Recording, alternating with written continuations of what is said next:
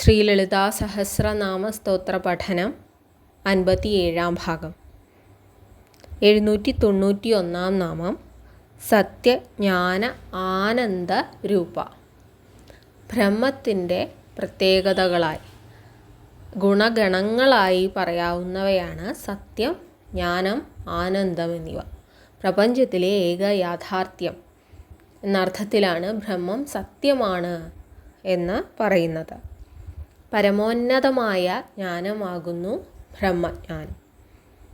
അതുപോലെ അനന്തമായ ആനന്ദമായത് പരമമായ ആനന്ദമാകുന്നു ബ്രഹ്മത്തെ അറിയുക എന്നുള്ളത്. ഇതിനാലാണ് സത്യജ്ഞാന ആനന്ദരൂപത്തിലാണ് ബ്രഹ്മം ഇരിക്കുന്നത് എന്ന് പറയുന്നത്. ദേവി സത്യജ്ഞാനാനന്ദരൂപയാണ് എന്ന് പറയുന്നതിലൂടെ ദേവി ബ്രഹ്മസ്വരൂപിണി തന്നെയാണ് എന്ന് അർത്ഥമാക്കുന്നു. 792-ാം നാമം സാമരസ്യ പരായണ. സമചിത്തത കൈവിടാതെ ഇരിക്കുക. ജീവിതത്തിൽ ജയവും പരാജയവും ഉണ്ടാകുമ്പോഴും സന്തോഷ സന്താപങ്ങളുണ്ടാകുമ്പോഴും അതിനെയെല്ലാം ഒരേ മനോഭാവത്തോടെ കാണാനുള്ള കഴിവുണ്ടാവുക എന്നുള്ളതാണ് സമചിത്തത കൊണ്ട് ഉദ്ദേശിക്കുന്നത്.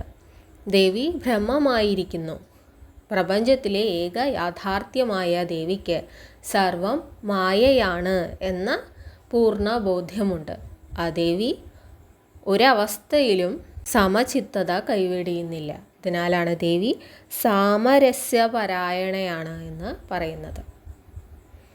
ദേവി ഭജനത്തിലൂടെ ഈ സമചിത്തത കൈവരിക്കാൻ നമുക്കും സാധിക്കുന്നു. ഒരു ദിവസം കൊണ്ടോ 2 ദിവസം കൊണ്ടോ സാധിക്കില്ല. തുടർച്ചയായ ഏകാഗ്രമായ ഭക്തിയോടെ തീർച്ചയായും ഈ സമചിത്തത കൈവരിക്കുക സാധ്യമാണ്. ഇനി സമരസഭാവം പുലർത്തുന്നവളാണ് ദേവി. ദേവി ശിവനോട്, ശിവൻ എന്നുള്ളത് കൊണ്ട് ഇവിടെ സാക്ഷാൽ പരമാത്മാവിനെയാണ് ഉദ്ദേശിക്കുന്നത്. ആദി പരാശക്തിയായ ദേവി പരമാത്മാവിനോട് സമരസപ്പെട്ടിരിക്കുന്നു. They are both equal. അവിടെ പരമാത്മാവാണ് ഉയർന്നത് അല്ലെങ്കിൽ ആദിപരാശക്തിയാണ് ഉയർന്നത് എന്ന ഭാവമില്ല. ഇരുവരും സമന്മാരാണ്. 793 കബർധിനി. കബർധിനിയെക്കുറിച്ചുള്ള കഥ ഇപ്രകാരമാണ്. അന്തകാസുര വധസമയത്ത് അന്തകാസുരൻ ശിവപത്നിയായ പാർവതിയെ ഭാര്യയായി ലഭിക്കാനായി ദേവലോകത്തോട് തന്നെ യുദ്ധത്തിൽ ഏർപ്പെടുകയാണ്.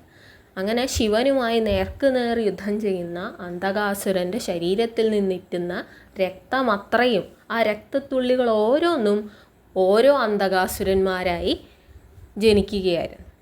ഈ സമയം വിഷ്ണു സ്വയംഭൂ സ്വരൂപിണികളായ മാനസദേവിമാരെ, മാതൃകകളെ അല്ലെങ്കിൽ കബർധിനിമാരെ സൃഷ്ടിച്ചുവെന്നും ഇവർ ഈ രക്തം നിലത്ത് വീഴാതെ അന്തകാസുരൻ്റെ രക്തമെല്ലാം കുടിക്കാനായി തുടങ്ങി. അങ്ങനെ ശിവന് അന്തകാസുരനെ വധിക്കാനായി സാധിച്ചു എന്നുള്ളതാണ് ഒരു കഥ. ഇനി കബർധം എന്നാൽ ജഡ എന്ന അർത്ഥം. ജഡാധാരിയായത് ഭഗവാൻ ശിവനാണ്. ആ ശിവപത്നിയായ ദേവി കബർധിനി എന്ന് അറിയപ്പെടുന്നു. 794-ാം നാമം കലാമാല. നാം 64 കലകളെപ്പറ്റി സംസാരിച്ചിരുന്നു. ആ 64 കാമകലകളും ആഭരണമായി ധരിച്ച ദേവി ലളിതാംബിക. 795 കാമദുഃഖ്. ദേവി ശുദ്ധമായ മനസ്സോടെ ദേവിയെ പ്രാർത്ഥിക്കുന്നവരുടെ ആ ഭക്തൻ്റെ ആഗ്രഹങ്ങളെല്ലാം നടത്തുന്ന കാമദുഃഖാണ്. കാമനകളെ യാഥാർത്ഥ്യമാക്കുന്നവളെന്ന് അർത്ഥം. 796 കാമരൂപിണി.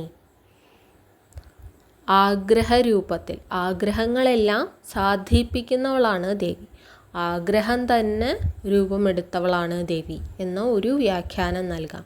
ഇതല്ലെങ്കിൽ ആഗ്രഹിക്കുന്ന ഏതു രൂപവും സ്വീകരിക്കാൻ സാധിക്കുന്ന പ്രപഞ്ചത്തിലെ സകലതിനും ദേവിയുടെ മുഖമാണ് എന്ന് പറഞ്ഞു. വിശ്വതോമുഖി എന്ന് പറഞ്ഞു.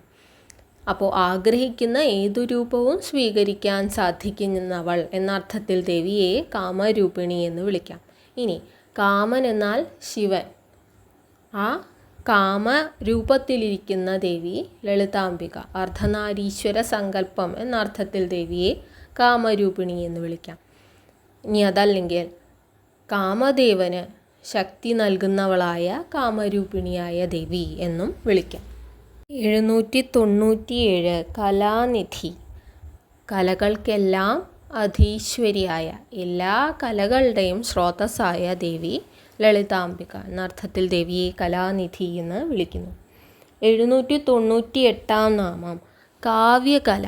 ഇനി കലകളിൽ തന്നെ ഏറെ ശ്രേഷ്ഠമായ കാവ്യകല ദേവി തന്നെയാകുന്നു.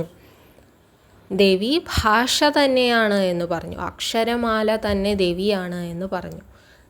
അങ്ങനെയിരിക്കെ ദേവി പ്രസാദമുള്ളവർക്കേ നല്ല സാഹിത്യകാരന്മാരാവാൻ സാധിക്കുള്ളൂ.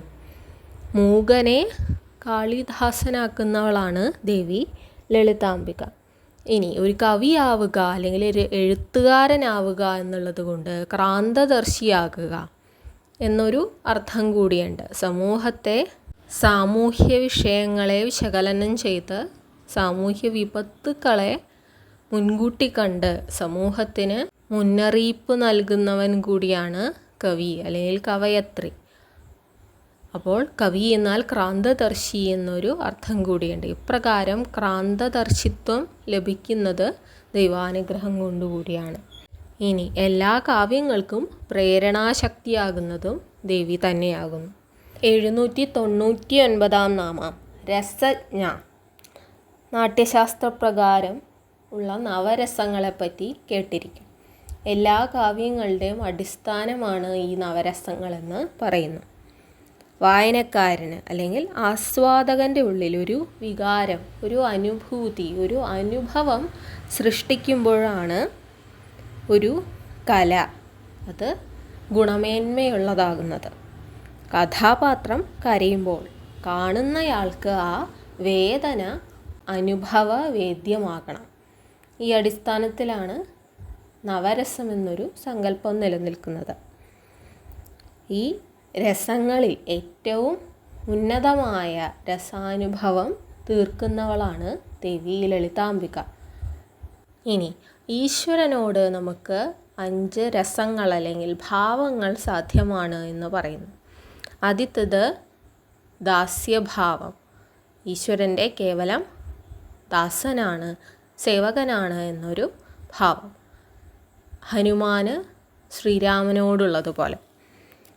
സഖ്യഭാവം. അർജുനന് ശ്രീകൃഷ്ണനോട് എന്ന പോലെ ഈശ്വരനെ സുഹൃത്തായി കാണുക എന്നൊരു സങ്കല്പം. 3 ശാന്തഭാവം.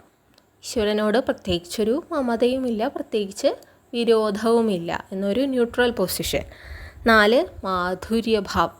ഈശ്വരനെ കാമുകനായി അല്ലെങ്കിൽ കാമുകിയായി കാണുക എന്നൊരു സങ്കല്പം. 5 വാത്സല്യഭാവം. കുറൂരമ്മയ്ക്ക് കൃഷ്ണനോട് അല്ലെങ്കിൽ പൂന്താനത്തിന് കൃഷ്ണനോട് എന്ന പോലെ വാത്സല്യഭാവം. ഈ 5 ഭാവങ്ങൾ ഭഗവാനോട് അല്ലെങ്കിൽ ഭഗവതിയോട് നമുക്ക് തോന്നുക സാധ്യമാണ്. ഈ 5 ഭാവങ്ങളിലും നമുക്ക് ദേവിയെ ആരാധിക്കാം. ഈ 5 ഭാവങ്ങളും ചേർന്നതാണ് ദേവി ആദിപരാശക്തി. 800 നാമം രസശേവധി. രസങ്ങളുടെ കലവറയായ, രസങ്ങളുടെ ഒരു ഭണ്ഡാരം തന്നെയായ, ഈ രസങ്ങളുടെ എല്ലാം സ്രോതസ്സായ, എല്ലാ കലകളിലും രസം നിറയ്ക്കുന്ന ദേവി ലളിതാംബിക എന്നർത്ഥത്തിൽ ദേവിയെ രസശേവധി എന്ന് വിളിക്കുന്നു. ശ്രീ ലളിതാ സഹസ്രനാമ പഠനം 57 ഭാഗങ്ങൾ പിന്നിട്ടിരിക്കുന്നു. നാം 800 നാമങ്ങൾ ഇതുവരെ ചർച്ച ചെയ്തു. കൂടുതൽ പഠിക്കാനും പഠിച്ചത് ഓർത്തിരിക്കാനുള്ള അനുഗ്രഹം ദേവി നമുക്ക് തരട്ടെ. നന്ദി.